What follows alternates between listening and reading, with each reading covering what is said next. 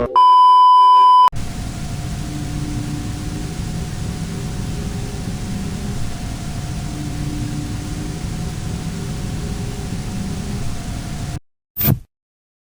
run a small YouTube channel, mostly focusing on scenic hikes and exploring off-the-beaten-path locations. It's usually just about appreciating nature, finding old ruins, that sort of thing. This time, I found something else. I need to write this down, partly to warn others, partly just to get it out of my head, though I doubt it'll ever truly leave. It started like any other day trip. I'd picked a lesser-known trail system in a fairly remote mountain range, hoping to get some unique footage. The initial hike was beautiful, strenuous but rewarding. Sunlight dappled through the canopy, birds were chirping, the usual idyllic stuff.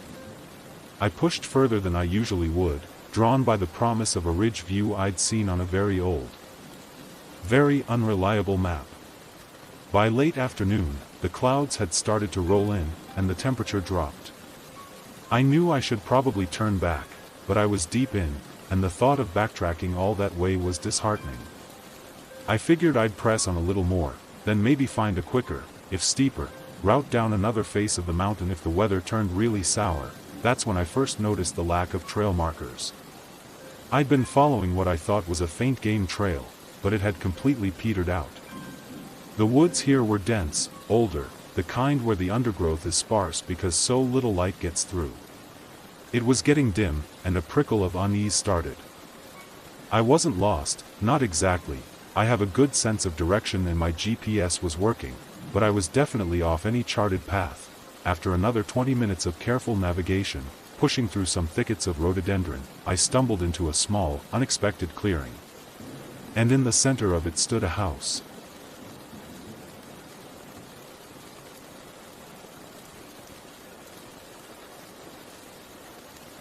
It wasn't a ruin, not like the crumbling stone foundations I sometimes film.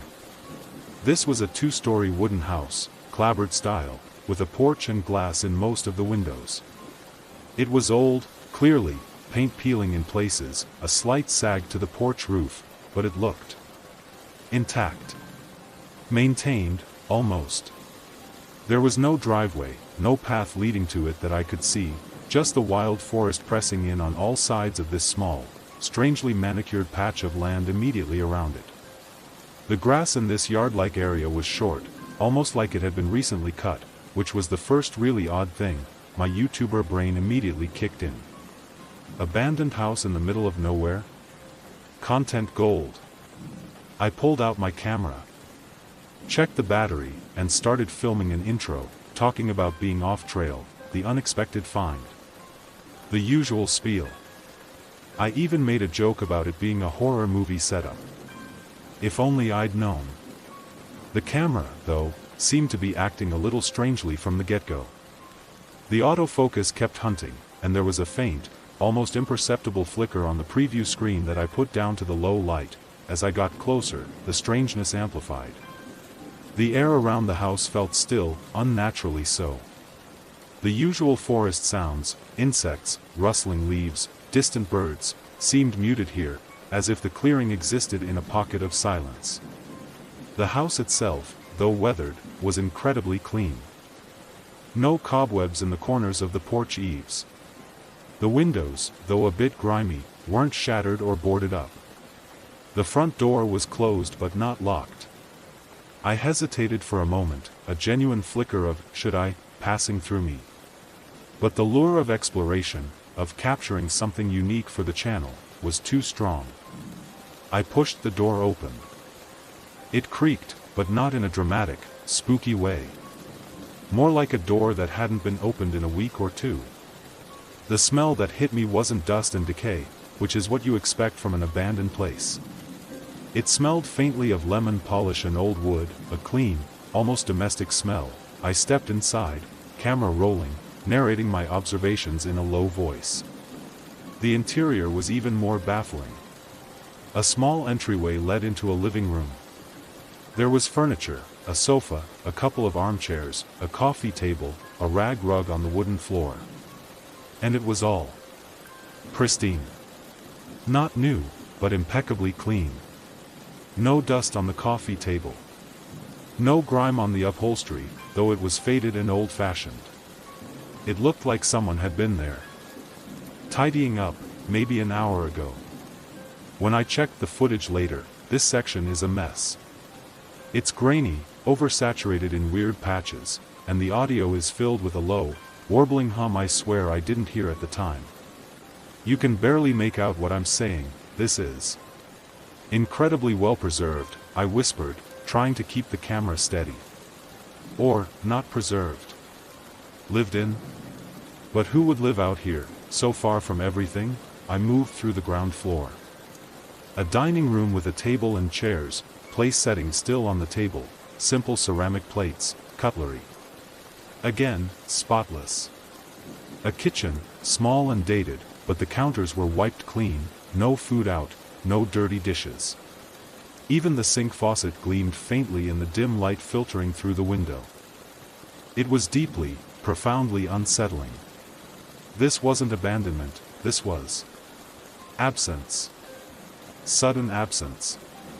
The camera seemed to really struggle in the kitchen. The footage shows strobing light effects and digital artifacts that obscure most of the details I remember so vividly. The feeling that the occupants had just left was overwhelming. Like they'd heard me approach and slipped out the back door, or were hiding upstairs, listening. I called out, "Hello? Is anyone here?" My voice sounded loud, intrusive in the quiet. Only silence answered. On the recording, my call is distorted, almost demonic sounding, followed by a burst of white noise. On the mantelpiece in the living room, and on a small side table, were framed photographs. I remember trying to zoom in with my camera. They showed a family, a man, mid-40s perhaps, with kind eyes and a receding hairline, a woman, a bit younger, with a warm smile and dark, wavy hair, and a little girl, maybe 7 or 8. With pigtails and a gap-toothed grin. They looked happy, normal. In one photo, they were standing in front of this very house, the man with his arm around the woman, the girl holding a flower. The footage of these photos is useless. Blurry, pixelated messes where the faces should be, as if the camera refused to capture them clearly. I only have my memory of their smiles. Okay, so people definitely lived here, I murmured, frustrated with the camera's apparent inability to focus. But where are they? And why is this place so immaculate? A knot of anxiety was tightening in my stomach. This wasn't fun, adventurous exploration anymore. This felt wrong. The cleanliness was illogical. A house this remote, left unattended for even a short while, would show signs of nature reclaiming it, or at least the dust of disuse. This felt like a stage set, meticulously prepared, waiting. I decided to check upstairs. The stairs creaked under my weight, each step echoing in the silence. I kept my camera light on, sweeping it around, though the beam seemed weaker than usual, and flickered. 2 bedrooms and a small bathroom. The first bedroom was clearly the parents'. A large double bed, neatly made, quilt smoothed down. A dresser, a wardrobe. On the nightstand, a pair of reading glasses lay next to a closed book. Again, no dust. It was as if someone had just stepped out. The footage here is almost entirely black, with occasional flashes of what might be furniture. The second bedroom was the child's. A small bed with a brightly colored patchwork quilt. A few stuffed animals arranged on a shelf, their button eyes seeming to watch me. A child's drawing was taped to the wall, a stick figure family under a yellow sun, standing beside a very large, very green tree. There was something almost disproportionate about the tree in the drawing, its trunk thick, its branches reaching over the family like protective arms. Or encompassing ones. I tried to film the drawing, but the playback just shows a chaotic jumble of colors. My unease was growing into genuine fear. The silence, the order, the sense of recent, unexplained departure, it was all too much. I wasn't an investigator, I was a hiker with a camera that was rapidly becoming useless, and I was way out of my depth. It was in the master bedroom. On that dresser, tucked slightly under a small, tarnished silver jewelry box, that I found the note. It was a single sheet of folded paper, yellowed with age, but the ink was dark and clear to my eyes. It wasn't a letter in the traditional sense. It looked more like a page from a journal, or a prayer. I picked it up, my fingers trembling slightly, and unfolded it. I tried to film it as I read. The handwriting was neat, masculine, possibly the father's from the photos. My memory of the words is seared into me, but the footage. It's a complete wash. Static, scrolling bars of color, and a high-pitched whine that makes my teeth ache to listen to. I can only recall what I read, what I saw with my own eyes. The hunger is great today. It whispers through the roots, through the floorboards. We offer what we can. We are grateful for its shade, for its enduring presence. It was here before us, it will be here after. The little one is strong, she feels it more keenly now. This is good. The communion must be complete for her to truly flourish under its boughs. It demands patience. It demands faith. The growth provides. The growth takes. We give ourselves to the growth, so that we may become part of its eternity. It asks for stillness, for quiet nourishment. We must be still. We must be silent. Soon, we will all be rooted, unchanging, forever part of its design. Blessed be the growth. May its reach extend. May its thirst be quenched.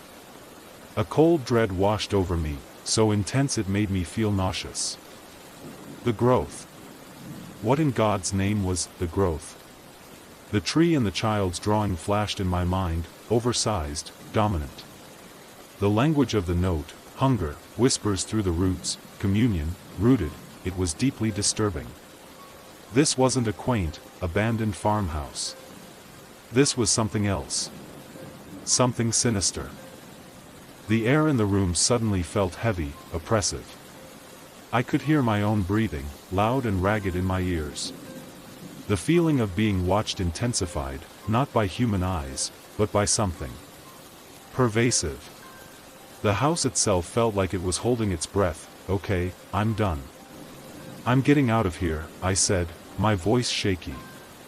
The camera, I realized, had stopped recording on its own. The little red light was off. I fumbled to turn it back on, a fresh wave of panic rising. This is too much. This note, this place. I need to leave. I backed out of the bedroom, not wanting to turn my back on the empty space. I practically ran down the stairs, the creaks now sounding like accusations. I didn't bother looking around anymore, just headed straight for the front door, jabbing at the record button on my camera, hoping it would work. My hand was on the doorknob when I heard it, a faint sound from upstairs. A soft, almost sighing creak. Like a floorboard settling. Or someone shifting their weight. I didn't wait. I wrenched the door open and burst out onto the porch, then half jumped, half fell down the steps into the clearing. The fading daylight seemed dimmer than before, the shadows longer and deeper. I didn't look back at the house. I just aimed for the edge of the clearing, the point where I thought I'd entered, and plunged back into the trees, camera clutched in my hand. Hoping it was capturing something, the relief of being out of that house was immense, but short-lived. The forest, which had seemed merely dense before, now felt menacing. Every shadow seemed to writhe, every rustle of leaves sounded like stealthy movement. The note about the growth and roots kept replaying in my mind. I glanced at the trees around me with a new, horrified suspicion. They were just trees, of course. Weren't they? I pushed through the undergrowth, trying to get as much distance as possible between myself and that clearing. My heart was still hammering. I told myself it was just an old, creepy house, a family with some strange beliefs. Maybe they'd just moved on, hired someone to keep the place clean for some reason. But the note. The note didn't fit any rational explanation. I must have gone 100 yards, maybe more, when I passed a particularly dense cluster of ancient-looking oaks, their branches gnarled and intertwined, forming a thick canopy even in the fading light. As I was pushing past the last of the tree line around the house's clearing, and then a sound stopped me dead, a voice. Faint, weak, almost like the whisper of wind, but with a cadence that was unmistakably human. Help. Me, I froze. My blood ran cold. It was so soft I almost convinced myself I'd imagined it. But then it came again, a little clearer, laden with desperation. Please. Help. It seemed to be coming from my left, from deeper within that same cluster of old trees I was just passing. Against every instinct screaming at me to run, some morbid curiosity, or perhaps a deeply buried sense of obligation, made me turn. My camera was still in my hand. I pointed it blindly, desperately hoping to capture whatever this was. I took a few hesitant steps towards the sound, peering into the gloomy tangle of trunks and low-hanging branches. Hello? I called out, my voice a mere croak. Here. Please, the voice replied, a little stronger, guiding me, and then I saw it. Or rather, her. It was one of the large oaks, its trunk thicker than any I'd seen that day, ancient and deeply fissured. And fused into it, as if the tree had grown around her, or she had grown into it, was a woman. My mind simply refused to process it for a second. It was the woman from the photographs in the house. Her dark, wavy hair was matted and streaked with something that looked like moss. Her face, pale and drawn, was turned towards me, her eyes wide with a mixture of terror and a horrifying, resigned emptiness. Her skin, where it was visible, had a strange, bark-like texture, dry and discolored, blending almost seamlessly with the wood of the tree. Her arms were not visible, nor her lower body. They seemed to have been entirely consumed, incorporated into the vast trunk. Only her torso, shoulders, and head were distinguishable, yet even these were deeply embedded. She looked drained. Changed. I let out a small, choked gasp. I couldn't speak, couldn't move. Her lips, cracked and pale, moved. Help me. Please. Her voice was a dry rustle, like dead leaves. I finally found my voice, though it was trembling uncontrollably. What? What happened to you? Who did this? A flicker of something unreadable passed through her eyes. The growth. It took us. It keeps us. Nourishment. The words were halting, weak. Each one seemed an immense effort. The family. Your husband. Your daughter. I managed to ask, the images from the photos, however vague in my memory of the actual prints, searing my mind. Her gaze shifted slightly, as if looking past me, or through me. He welcomed it. He brought it to us. He's rooted deep. He sleeps now. A tear, thick and slow like sap, welled in her eye and traced a path down her bark-like cheek. My daughter. She's still aware. It wants her fresh. Please. You have to help her. Help her. How? Where is she? I stammered, my mind reeling, trying to comprehend the impossible horror before me. How could I help? What could I possibly do against this?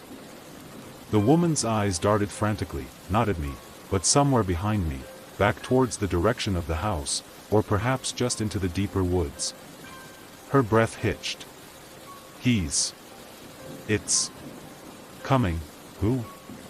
What's coming? I whispered, a primal fear seizing me. I didn't dare turn around. Suddenly, I heard it. Faint, at first. The sound of soft, deliberate steps on the forest floor behind me. Twigs snapping gently. Leaves rustling, not by wind, but by passage. My skin crawled.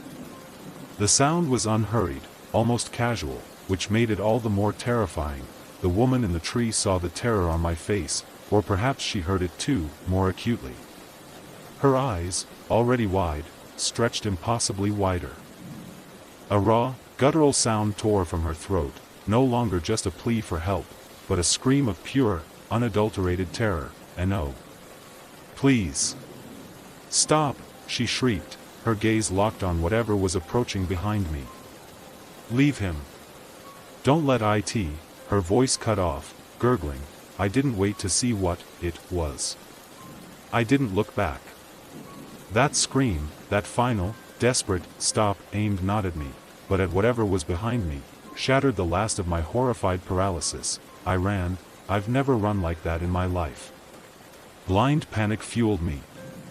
Branches whipped at my face, roots threatened to trip me, but I didn't care.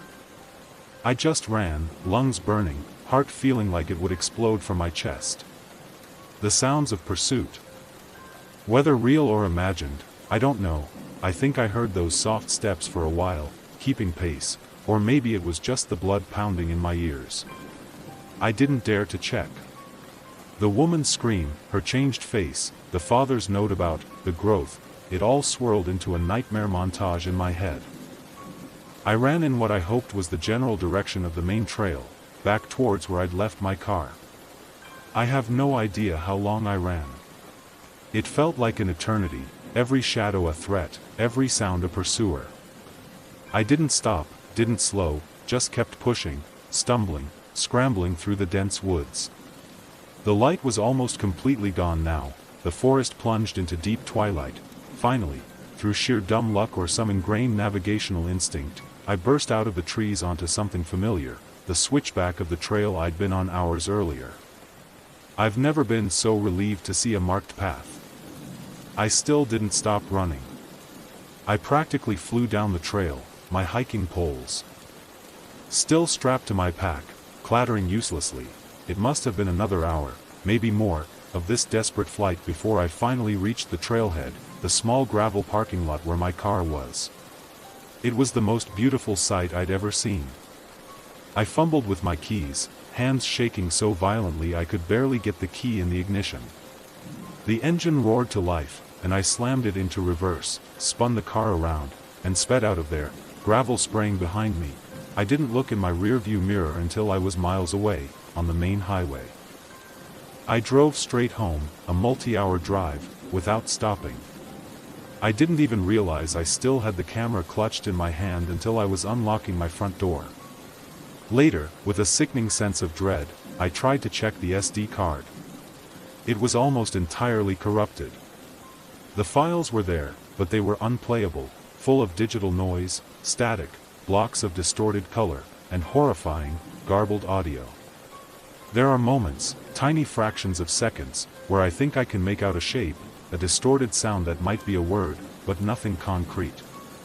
Nothing to prove what I saw in that house, what I read in that note, or the abomination I encountered by that tree.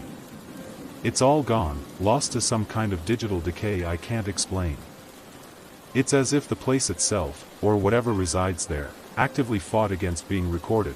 I haven't been able to sleep properly since.